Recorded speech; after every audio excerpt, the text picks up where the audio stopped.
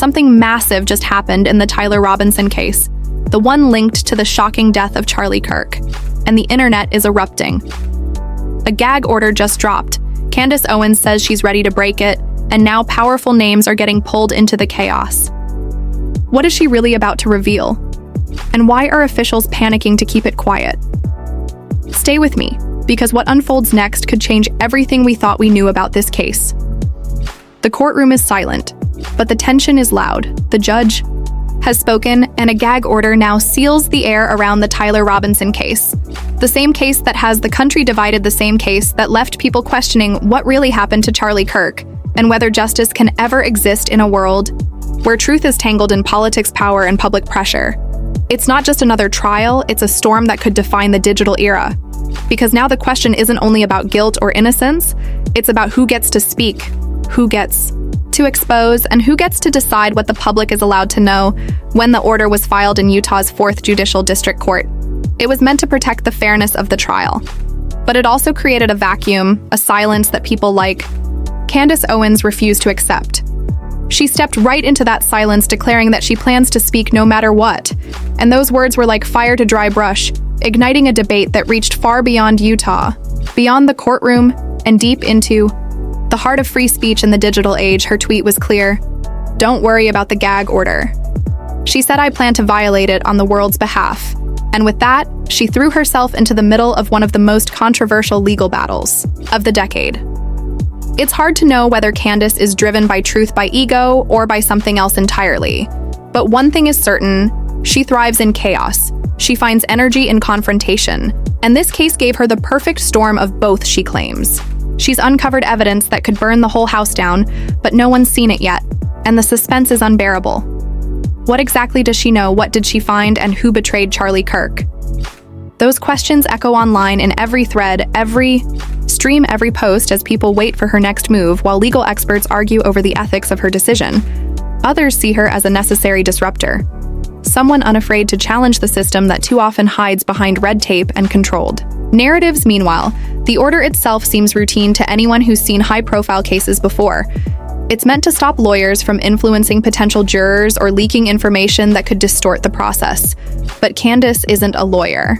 She's a voice with millions of followers, and she's turning that following into a weapon of exposure. The lines between journalism, activism, and performance have blurred so deeply that no one can tell where one ends and the other begins. As the story unfolds, we see not just a courtroom drama, but a digital revolution happening in real time.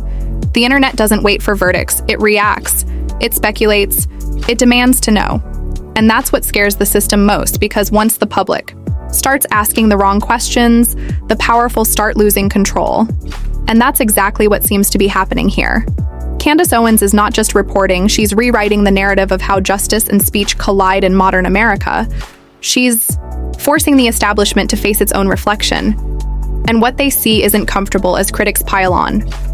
Calling her reckless or self-serving, others defend her right to question, to challenge, to expose, even if she gets it wrong, because that's what makes the system work.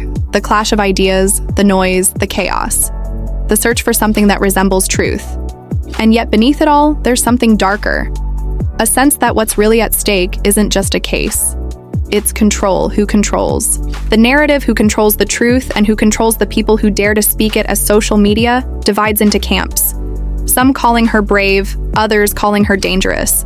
One thing is undeniable: the world is watching and waiting, wondering if this will end in revelation or ruin. The story doesn't slow down, it only grows louder. The gag order might silence the lawyers, but it cannot silence the internet. It cannot silence curiosity or the digital storm that refuses to calm down. And Candace Owens stands right in the center of it all, like a lightning rod for controversy. She knows how to draw attention, she knows how to hold it. And right now she's holding the entire world's focus on a case that feels more like a conspiracy thriller than a courtroom proceeding. She's hinted that there are things the FBI doesn't want us to see: questions about bullets, about witnesses, about motives and betrayals. And as she fuels this narrative, every corner of social media begins to buzz with theories and predictions and speculation that no one can quite contain. Some say she's manipulating the story. Others say she's the only one brave enough to speak when everyone else has been told to stay quiet. Whatever the truth, one fact remains: She has power, and she's using it to challenge every institution that tried to tell her to stay silent. But this isn't just about her, this is about the ripple effect. Because now, content creators, journalists, and podcasters are being pulled into the storm. They're being warned not to touch the story, to stay away from Candace, to let it die. But the harder people try to silence a story, the louder it becomes. This has become a pattern across the internet. The attempt to cancel becomes the fuel for the fire, and soon everyone is talking about it again. What was supposed to stay hidden suddenly becomes viral, unstoppable, uncontrollable, and Candace knows it. She's playing the long game, betting that even her critics will spread her message by attacking her. It's a strategy that works, and it's terrifyingly effective. But what happens when her words cross a legal line? What happens if she really violates the gag order? Does that make her a martyr for free speech? Or a reckless provocateur who endangers justice? The debate rages on in forums and chat rooms and news panels across the country.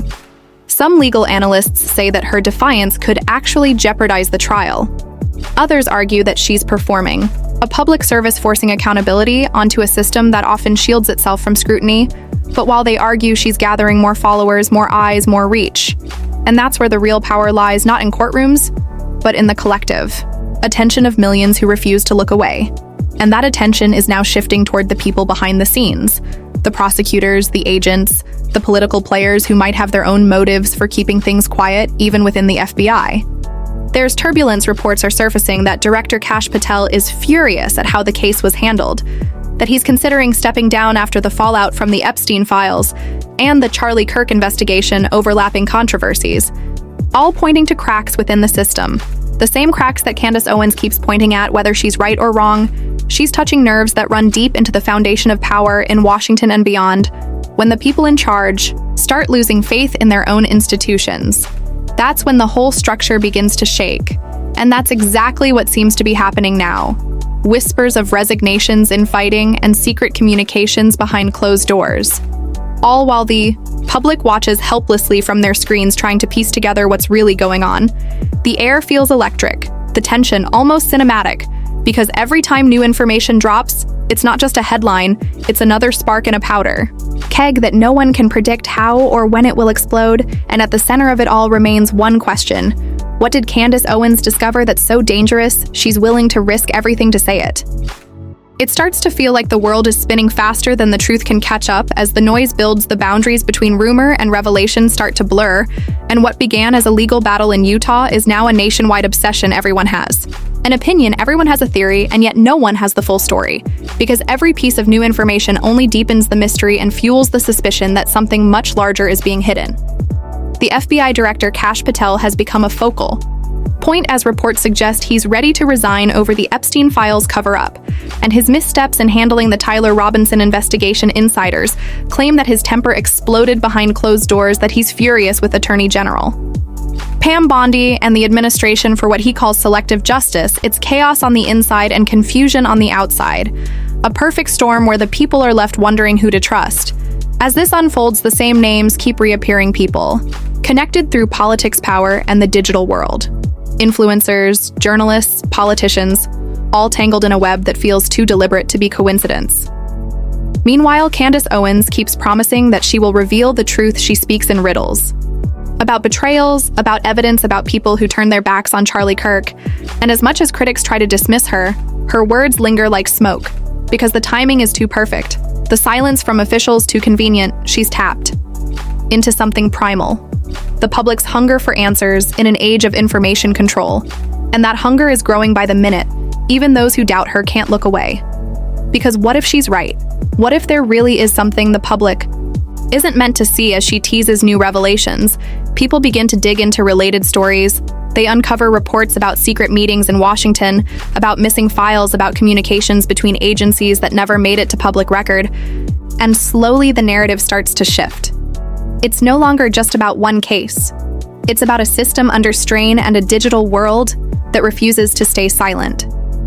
Candace's defiance begins to look less like rebellion and more like prophecy. Mirror held up to an establishment unraveling under its own contradictions while officials preach order. They are drowning in disorder while they demand silence. They create noise while they claim to protect justice. They expose its flaws, and through it all, the audience stays glued to their screens because this isn't just political. This feels personal. People are watching in real time as their faith in institutions crumbles piece by piece. And that's where the suspense becomes unbearable. Because every time you think you've reached the peak, another twist appears. Another headline drops, another name gets dragged into the fire. Now we hear about Caroline Leavitt, the press secretary who responds to a reporter's question with sarcasm, sparking outrage across the media. She's accused of arrogance, of unprofessionalism. And yet her behavior becomes symbolic of something deeper, a government losing grip on its own narrative. She wears her cross as a statement, but her words contradict the message, and suddenly she becomes another character in a drama that no one can look away from, because what's unfolding isn't just politics, it's performance. Every tweet, every statement, every reaction is theater played out before an audience that can no longer tell where the script ends and the truth begins. And as journalists debate ethics and bias, one reporter from HuffPost breaks it down. He says it's not about being left or right. It's about telling the truth about what he's seen. And that statement lands hard because it reminds people that truth isn't supposed to be partisan. It's supposed to be real, and yet even truth feels political. Now that's the tension driving this entire saga. The idea that no one can agree on what's real anymore. The gag order may silence the participants, but it cannot silence the chaos.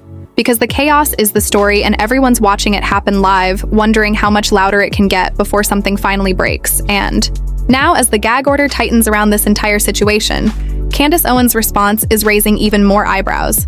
Instead of backing down, she's doubling down. She's using coded language online. Words like exposure, silence is complicity, and they think they can bury the truth. And those close to her are saying she's not bluffing this time. One insider told reporters that she's been compiling emails, phone logs, and private messages that could allegedly connect certain political donors to this entire media cover-up. Whether or not that's true, the fact that so many people are afraid of what she might release says everything. But what's even more shocking is the quiet panic happening behind closed doors. There are reports of calls being made to networks, to attorneys, even to law enforcement agencies, all trying to figure out just how much she knows and how far she's willing to go. People are speculating that if Candace actually releases her so-called receipts, it could ignite investigations across multiple states. It's no longer just about a death or a rumor. It's about potential manipulation at the highest level and the narrative that's been pushed to millions of Americans. And at the center of it all sits a woman who refuses to be silenced. What's interesting is how public sentiment is shifting. Even some of Candace's critics are beginning to say that if she's being silenced this aggressively, there must be something big underneath. On social media, the hashtag #CharLetherSpeak has been trending, with thousands of users demanding transparency and accountability. The court's attempt to suppress her voice might have backfired spectacularly, turning what was a quiet legal order into a full-blown national conversation about power, censorship, and control. And let's not ignore the ripple effect, because this controversy is spreading beyond politics. Other media personalities, journalists, and even celebrities are weighing in. Some are defending her right to free speech, while others accuse her of exploiting tragedy for clout. But here's the thing. If Candace really does have evidence, and she's not just bluffing, then we might be standing on the edge of one of the biggest media reckonings in years. The type of story that reshapes careers, collapses institutions, and forces people to ask, who's really in charge of the truth? As the clock ticks down and lawyers scramble to contain the fallout, all eyes are now on one question. Will Candace Owens finally defy the gag order and say what she's been holding back? Because if she does, this case won't just be about one death or one courtroom. It'll be about the system itself. And what happens when someone dares to call it out from the inside? In the end, this isn't just about Candace Owens or even the Tyler Robinson case anymore. It's about what happens when truth collides with control. The gag order might have been intended to protect the investigation, but to millions of people, it looks like a weapon of silence. Every attempt to shut her down only amplifies the curiosity, the speculation, and the belief that something deeper is being hidden. And whether she's a whistleblower or a provocateur, Candace has managed to capture the nation's attention. Again, the pressure is building, and the next move could define everything. If she releases her evidence, the fallout could be seismic, politically, legally, and socially. If she doesn't, The silence will only fuel more conspiracy, more division, and more distrust in the institutions meant to uphold justice. Either way, the system has already been exposed for what it is: fragile, reactive, and terrified of transparency. The question now isn't whether Candace Owens will speak. It's how long the powers that be can afford to keep her quiet before the truth breaks through on its own.